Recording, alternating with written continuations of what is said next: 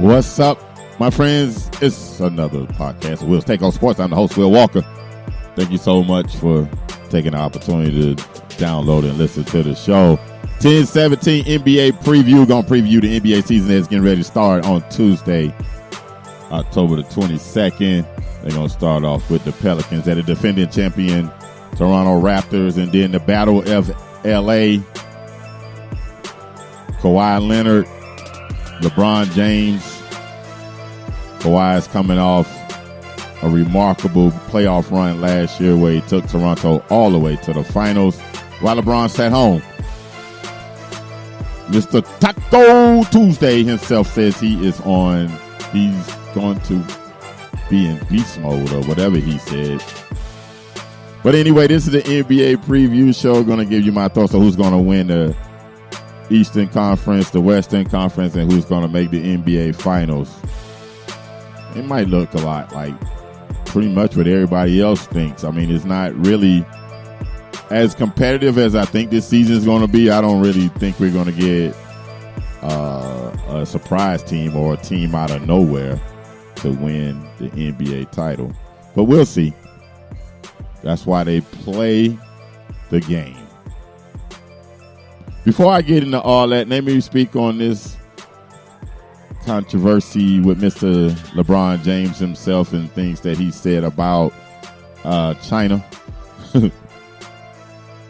Here's what I think. I think it's like this. Really, you're expecting someone that I don't think has the I think LeBron had personal interest there. I think he had financial interest there. And I don't think he wanted to really mess up his money, to be honest with you. But I don't think he should have received the criticism that he did. I saw something that Muhammad Ali's ex-wife came out and said they would have never burnt LeBron James' jersey in China over his comments that he made. She said they would have never burnt Ali's shorts. I hope not. I mean, they don't sell replica boxing shorts, I don't think, unless I'm missing something. But anyway, he said what he said. Should it been more towards the Hong Kong people? For those of you who say, yeah, that's good, you're entitled to your opinion. To me, it's just it seemed like he was the one that was misinformed about the situation, not Daryl Morey, the GM for the Rockets, and his support of the Hong Kong protests. So it came out it didn't come out good. If this is the only misstep that this guy has had in his career, then it's still remarkable. This man has been zero drama. And the two dramatic situations that you can attach to him is one is holding a I guess you could say a special announcement about when he left Cleveland to go to Miami, and then this situation where he just basically seemed as if he was basically saying, listen, he didn't think that the tweet was done at the appropriate time. I don't think he had a problem with what was said, and I think he clarified that. I think he just had a problem with the time that the tweet was made. So, I mean, he kind of like really do have a point. I mean, they were over in China at the time. Never know what could happen in a communist country when the government is not happy with what's being said. So that, to me, that's what that was, in my opinion. Just my opinion. You don't have to agree with it. So I didn't have a problem with it. What he said. I didn't have a problem with James Harden said, or any of the other players that basically came out, or the NBA. You know, they basically was like, we're going to investigate. We got to look more into this. The NBA don't want to mess up their money. They don't want to mess up their money in China. China is a big time supporter of the NBA. Heck, they got a doggone NBA store right there. So they don't want to mess up their money, and they don't want to mess up that TV money. So they're trying to walk a tightrope, or try to be delicate about how they handle that situation. So that's just so much criticism about what he said and what was done by the NBA, and I'm just like, really? I mean, really, we all know what this is about. It's about money. It's about that mighty dollar. But I want to get away from that. I want to get to what I want to do this show about, the NBA, the National Basketball Association. This is my preview. I want to start with the Eastern Conference and give you my thoughts about the teams in the East that I think will do very well this season. And I'm going to start with first with the Philadelphia 76ers. The Philadelphia 76ers, to me, are the team that should be the team to beat in the Eastern Conference. They're not runaway winners. They're not overwhelming favorites, but they are the favorites. They have definitely the front line. They probably got the best starting five in the association this season. The key will be Ben Simmons. I saw something on a preview on the NBA TV about Ben Simmons and the jump shot, and it was this point was made by Isaiah Thomas and Sam Mitchell that basically, if he had just improved his free throw shooting, that'll improve his game, period, because he's going to get fouled. Ben Simmons he can post, he can go to the basket. Yeah, the flaw in his game is that he can't shoot jumpers, but still, the kid is nice. He can pass, he can rebound, and he moves pretty well on the outside, on the perimeter as far as defense. Him and Josh Richardson should be a very good backcourt. Tobias Harris, Al Horford, Joel Embiid. Yeah, I like it. I don't know what the Sixers got coming off the bench. That's going to be their biggest weakness, and that could be a problem with them as the season rolls along, is that their bench is not going to be that solid. All right, the next team I want to look at in the East will be the Milwaukee Bucks. It's Giannis and company. No Mirotić. Malcolm Brogdon signed with the Indiana Pacers. Brook Lopez is still there. Chris Middleton made the first All-Star team. Eric Bledsoe had a good regular season, didn't do squat in the playoffs. It's going to be it's Giannis and company. And the only reason why I think that Giannis and the Bucks can possibly come out of the East this year is because of Giannis. In the regular season, Giannis is going to be tough to stop.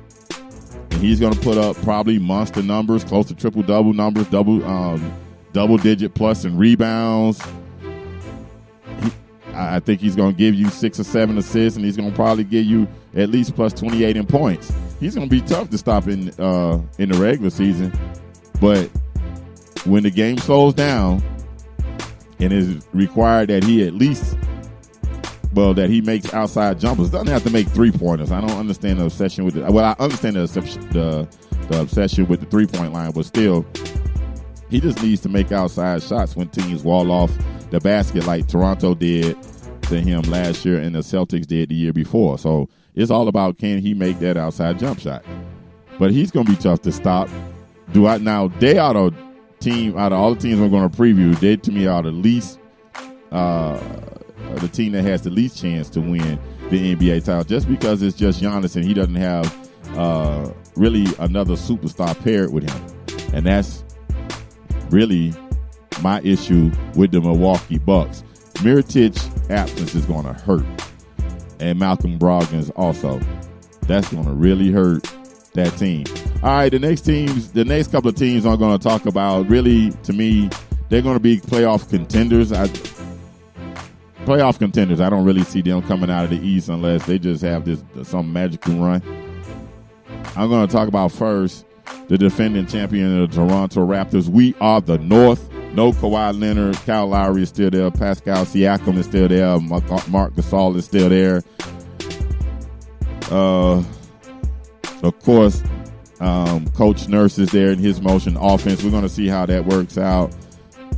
Look, not only do they not have Kawhi Leonard, but Danny Green is in LA also. So, and he really did great work as far as defense. He knocked down one big shot per playoff game, per round in the playoffs last year. Danny Green is slipping, but he still can play defense on the outside as he proved last year in the Eastern Conference Finals and in the NBA Finals. But he's in LA now. But back to the Toronto Raptors. I don't see the Raptors being no more than a solid team and being a playoff team. Again, this team was able to win 17 games in the 22 games that Kawhi missed last year. So they have a nice roster. They're going to give you a lot of effort. It is now Kyle Lowry's team. It is his team now.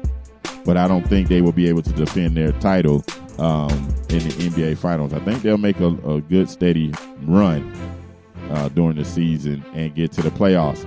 All right, the next team I want to look at is my Miami Heat. The Heat, Jimmy Butler decided that he did not want to pair up with anybody. He wanted to be on his own. He wanted his own team. And he said he chose Miami because Miami's hard-working culture.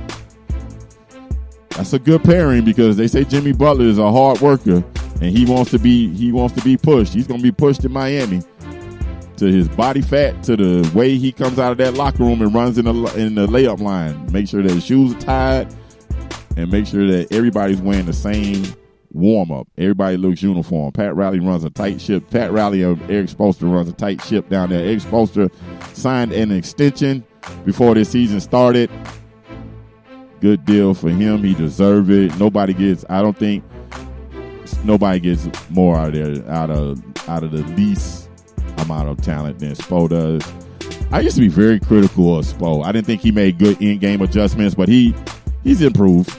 He's improved greatly. He always was a guy that was prepared. His teams were always prepared under Spo, but I didn't think he made good in-game adjustments, especially with when he had the big three. But now he doesn't have a big three. Everybody's excited about Tyler Hero. We'll see. He's a rookie. He's 19 years old. Again, they let Josh Richardson. They traded Josh Richardson for the Jimmy Butler trade.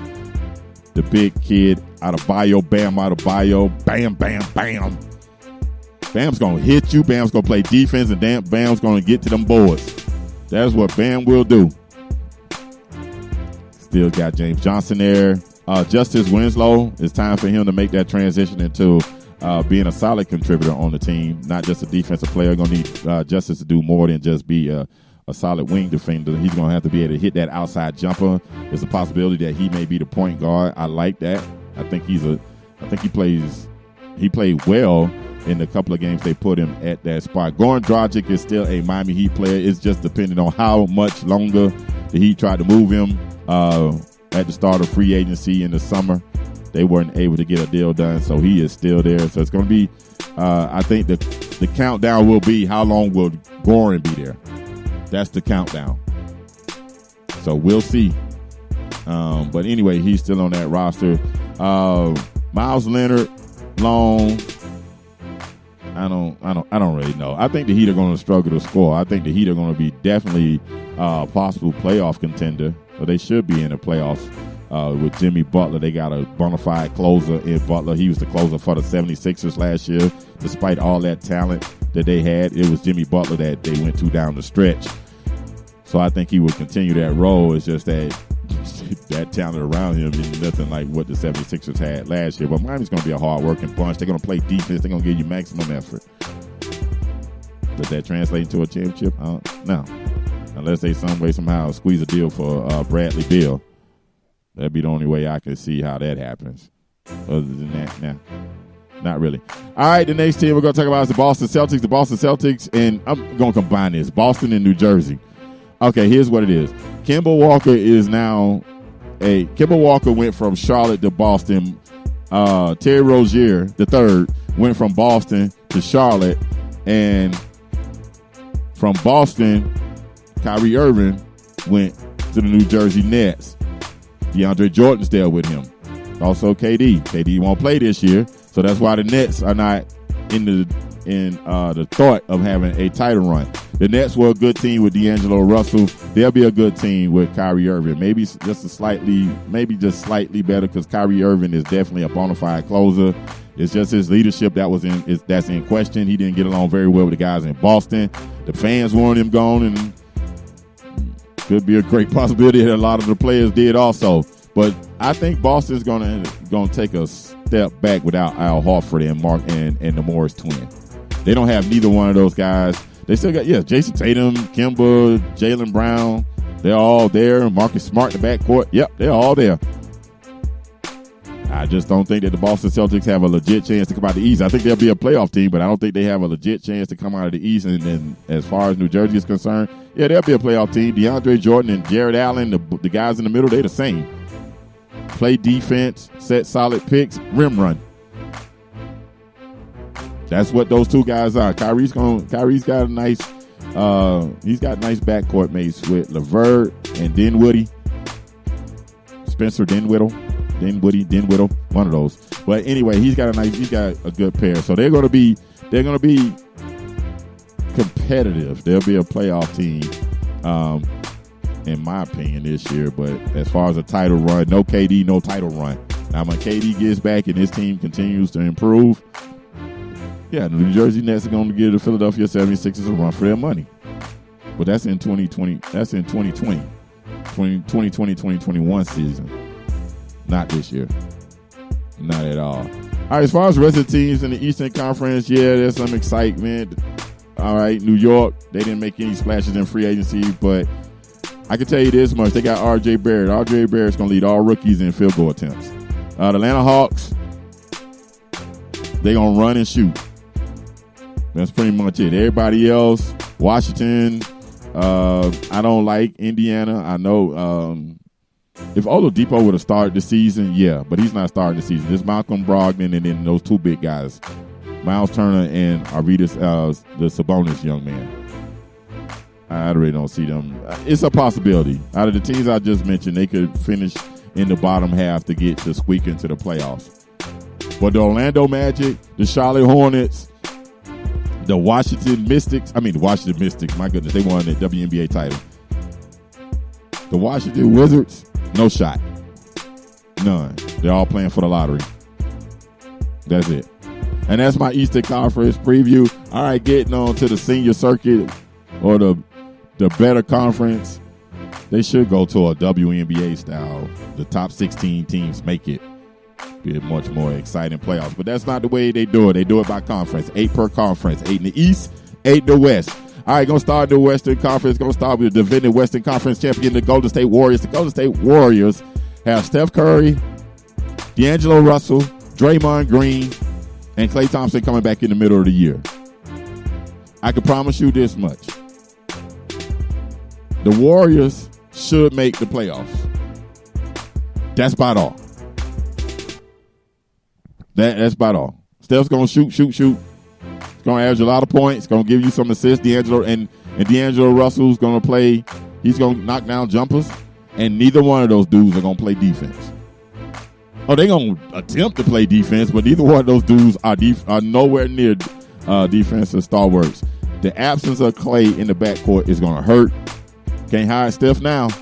Got to play defense now. Draymond Green is by himself down low. He got what he wanted. He ran Kevin Durant out of town. He called that man a B. In their sideline argument last year, they said everything was all right. I don't think Kevin Durant got over it. Would you, as a man, would you get over that? Somebody calling you a B? I don't think so. But anyway, the Golden State Warriors should be a playoff team in the West, despite the West being so deep. And that's simply the fact that they got Steph Curry. And Draymond Green is going to give you everything he can. And then D'Angelo Russell, okay, he's going to hit shots. And he's going to get his opportunities to run the offense when Steph goes to the bench. But as far as them being a legit Western Conference, going back to the NBA Finals, again, not this year. I don't see it. Even when Klay comes back. No. All right, the next team I want to talk about is the Denver Nuggets. Denver was a surprise team last year. They got the Joker in the middle. They got Murray on the outside playing point guard. They got a lot of nice pieces coming off that bench. Paul Millsap is still there. This is a team that played above their heads last year. They should grow this year. Should. It's not guaranteed. But they are a nice group. A lot of people are saying that the Nuggets are a team to watch. To me, yeah, they had a nice season last year. I don't know if they take that next step to make the NBA Finals, in my opinion. Yeah, they're going to be tough at home. Denver's always tough at home. But does that vaunt Denver in this category of the next three teams I'm going to mention as far as having a legit chance to win an NBA title? No. I don't see it. Denver's going to be nice, though. They should have a solid regular season. All right, and they should make the playoffs. The next team I'm going to talk about is the Utah Jazz. This is everybody's sleeper. This was my sleeper when I heard that this team was put together.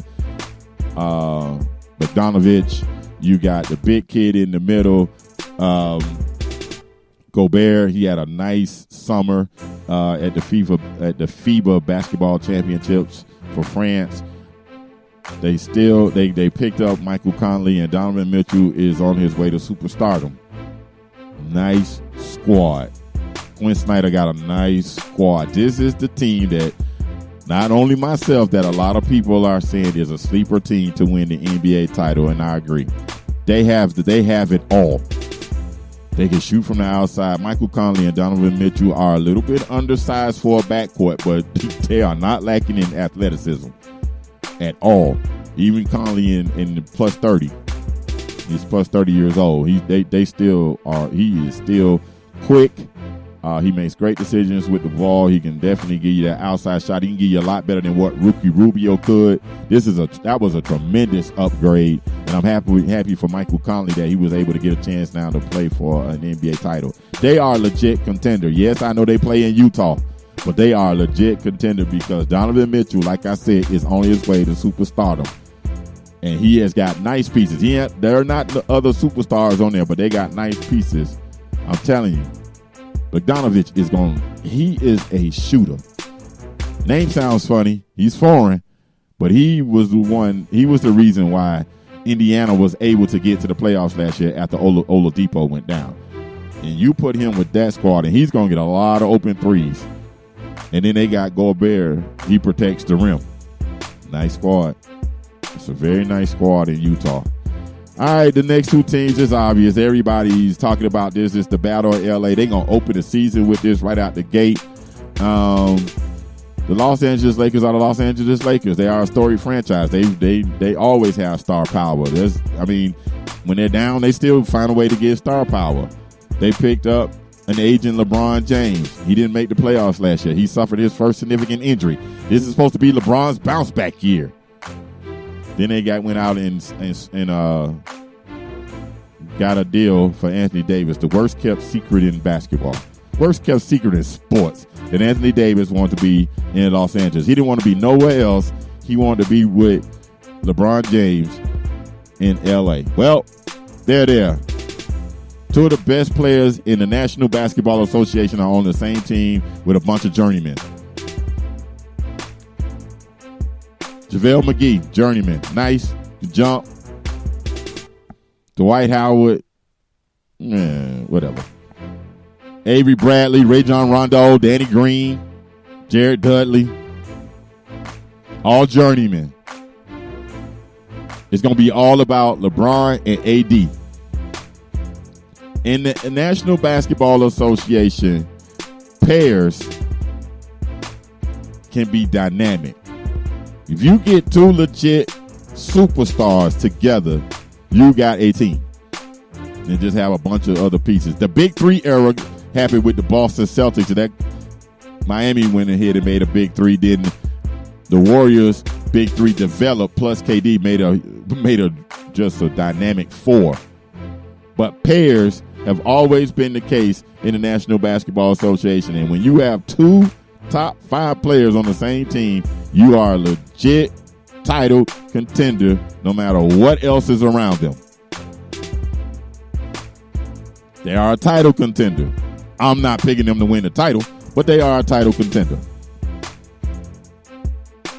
We will see if AD can stay healthy for the whole year.